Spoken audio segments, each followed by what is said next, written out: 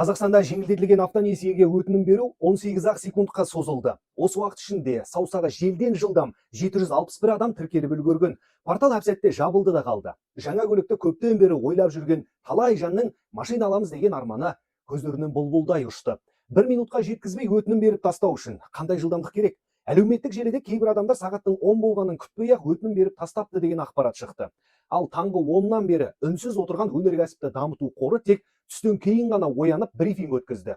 Мақсат есімді азаматтың таңғы 7-де өтінім беріп, онысы қабылданған ақпаратты жоққа шығарып отыр қор өкілдері.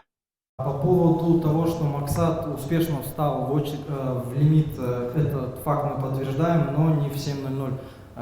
Он, я не знаю, какими средствами он или кто-то другой отредактировал эту заявку. Она была подана в 10:00, 36 миллисекунд,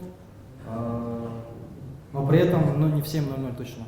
Естідіңіздер ғой, әлгі Мақсат есімді азаматтың өтінім берген уақыты 10:00 36 миллисекунд немесе доли секунд. Енді өзіңіз ойлаңызшы, 1 секундқа жеткізбей өтінім беріп тастаған. Ол қалай? Жын ба, сайтан ба? Сәкен Сәбиевтің айтуынша кез келген қазақстандық 15 секунд ішінде өтінім беріп үлгереді. Маман соған сенімді. Ал қасында отырған өнеркәсіпті дамыту қоры төрағасының 2 орынбасары 15 секундта өтінім беріп көрсетсінші деген сұрауымызға жауап бере алмады. Осы екі кісі 14 секундта заявка беріп көрсінші. Біз жастар жарек береміз. Сіз IT маманы, сіз заявка беріп көресіз. Ал біздің әкелеріміз бар 50 жастар, 40-тан асқандар.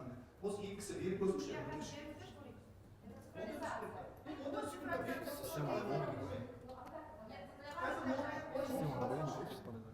Ринат Ғаппаров автонесие платформасында ақаулар болғанын мойындайды. Келесі жолы ол олқылықтарды жоямыз деп уәде берді. Алайда ендігі пулға адам жинау қашан ашылатынын айта алмады. Хотелось бы сказать, что да, были некоторые шероховатости по платформе, по сайту, которые будут отрабатываться в последующем. Как я уже до этого сказал, это пилотный запуск, но в целом платформа свою задачу выполнила.